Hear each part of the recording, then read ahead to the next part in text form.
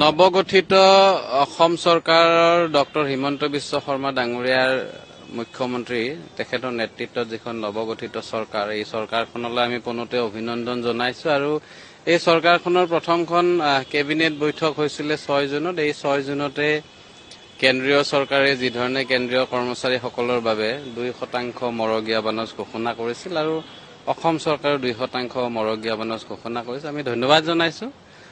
কিন্তু ঘটনাটো হ'ল যে এই মৰগীয়া বানাজ বছৰত দুবাৰকৈ কৰ্মচাৰীসকলে পায়। এইটো পে ৰিভিজনৰ আৰপি অনুসৰি 2017 আমাৰ জানুৱাৰী জুলাইত হয়। জানুৱাৰীটো আচলতে পাব লাগিছিল জানুৱাৰী মাহত, গৈ জুন মাহত দিলে, ক'বলগীয়া নাই।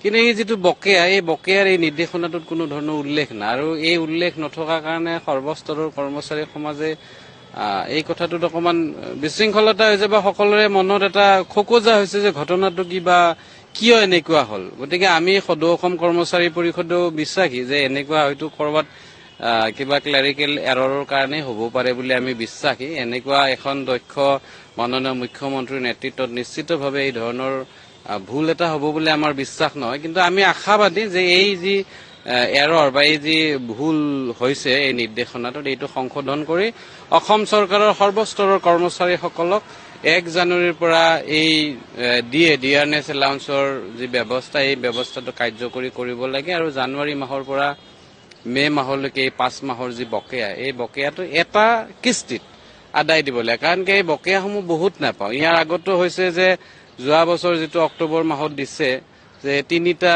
ইনষ্টলমেণ্টত 3টা কিস্তিত এই বকেয়াসমূহ দিছে। গতিকে আমি বিচাৰিছো, ইতিমধ্যে আমি সদৌ অসম কৰ্মচাৰী পৰিষদে অসম চৰকাৰলৈ যোৱাকালি এখন আবেদনো জনাইছো যে এইটো যি আখুৱাহ হৈছে, এই আখুৱাহটো দূৰ কৰি এখন নতুন বা সংশোধিত এখন নিৰ্দেশনা প্ৰেৰণ কৰিব লাগে, যাৰ জৰিয়তে কৰ্মচাৰী সমাজ আমি সকলোৱে আশ্বস্ত হ'ব পাৰো। সেইটো আপোনালোকৰ জৰিয়তে, আজি সংবাদ মাধ্যমৰ জৰিয়তেও আমি অনুৰোধ জনাইছো, আহ্বান জনাইছো। আৰু কৰ্মচাৰী বন্ধুসকলকো কৈছো যে পৰহিৰ পৰা ইমান কৰ্মচাৰী বন্ধুৱে ফোন কৰি আছে, এই কথাটো আমাক অকমান অসুবিধাত দিছে।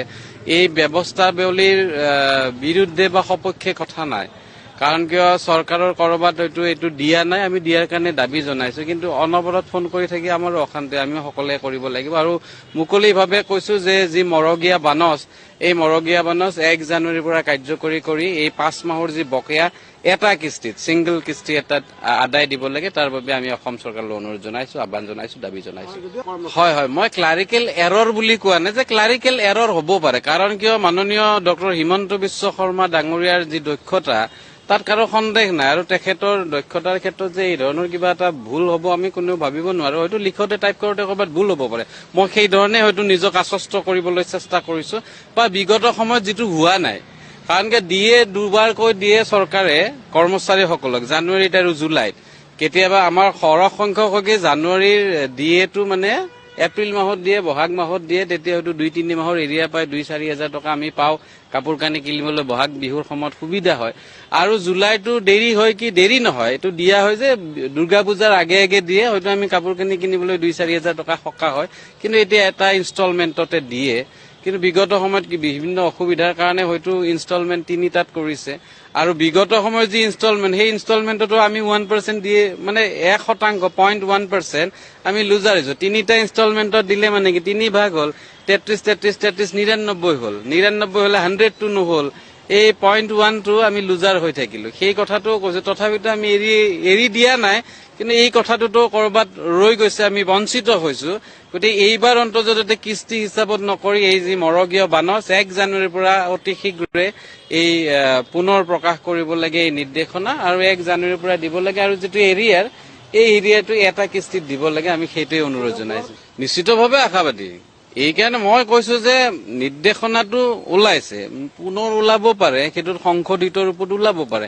এনেকুৱা বিভিন্ন ধৰণৰ হয়তো যে এইটো নিৰ্দেশনা ওলাই গ'ল, এইখিনি কথা ৰৈ গ'ল, পুনৰ এইটো ওলাব পাৰে। আমি বিশ্বাসী, আশাবাদী। এইকাৰণে যে আজি বছৰ ধৰি চাকৰি কৰি সকলোৱে যে 2টা মৰগীয়া বানচ দিয়ে আমি পাওঁ জানুৱাৰী জুলাইত, কেতিয়াবা হয়তো 2 মাহ 3 মাহ হলে এইটো এৰিয়াৰ হয়, এইটো হৈ আছে। গতিকে এইবাৰ যে এই নতুন চৰকাৰখনে এনেকুৱা কৰিব, নিশ্চিতভাৱে আমাৰ বিশ্বাস নহয়। সেইকাৰণে যে এই চৰকাৰখনৰ ওপৰত আমাৰ পূৰ্ণ আস্থা বিশ্বাস আছে, মাননীয় মুখ্যমন্ত্ৰী মহোদয়ৰ ওচৰত আমাৰ পূৰ্ণ আস্থা বিশ্বাস আছে কাৰণে আমি আশাবাদী। আৰু আমি আশাবাদী যে অতি শীঘ্ৰে দিব। আমি সেইবাবেই কৈছো যে জুন মাহ শেষ নহওঁতে এই দৰমহাৰ বিল প্ৰস্তুতকৰণ প্ৰক্ৰিয়া আৰম্ভ নহওঁতে এই সংশোধিত ৰূপত এই নিৰ্দেশনাটো ওলাব লাগে, যাতে আমি সৰ্বস্তৰৰ কৰ্মচাৰী আশ্বস্ত হ'ব পাৰো আৰু আমাৰ প্ৰাপ্যখিনি আমি আদায় ল'বলৈ সক্ষম হ'ব পাৰো, তাৰ বাবে অনুৰোধ জনাইছো। যদিতো নহয় সেইটো চিন্তা কৰা যাব, বা যদি নোহোৱাৰ কথাটো নাই, আমি হোৱাতেই পক্ষপাতী বা হোৱাৰ ক্ষেত্ৰতে আশাবাদী। আৰু নহয় যদি আমিতো দাবী জনাবই লাগিব, আমিতো আৰু যুদ্ধ কৰিব নোৱাৰো। আমি কৰ্মচাৰী যিহেতুকে আমি গণ্ডিত থাকি চৰকাৰী নীতিৰ ভিতৰত থাকি আমি দাবী জনাই থাকিম, আৰু দাবী জনাব লাগিব, আৰু প্ৰয়োজন সাপেক্ষে সেইটো প্ৰতিবাদ হ'ব। সেইটো সময়ত দেখা যাব। সেইটো আমাৰ এটা বডি আছে, এক্সিকিউটিভ বডি আছে। এক্সিকিউটিভ বডিয়ে যি ধৰণে নিৰ্দেশনা প্ৰেৰণ কৰে, আমিও যিহেতুকে কাৰ্যপাল মানে এক্সিকিউশ্যনহে কৰিব পাৰিম। আমিতো আৰু লিডাৰ নহয়, কৰ্মচাৰী পৰিষদত কোনো লিডাৰ নাই। আমাক 2 বছৰৰ কাৰণে দায়িত্ব দিছে, যি সিদ্ধান্ত দিয়ে এই সিদ্ধান্তখিনি কাৰ্যকৰী কৰাৰ বাবে আমাক বিষয়ববীয়া পাতিছে। আৰু এই আমাৰ জেনেৰেল হাউচ বা কাৰ্যনিৰ্বাহকে অনাগত দিনত এই ক্ষেত্ৰত যদি কিবা নিগেটিভ বিয়োগাত্মক কথা হয়, নিশ্চয় পৰামৰ্শ দিব, আমি সেই ধৰণে অগ্ৰসৰ হ'ম।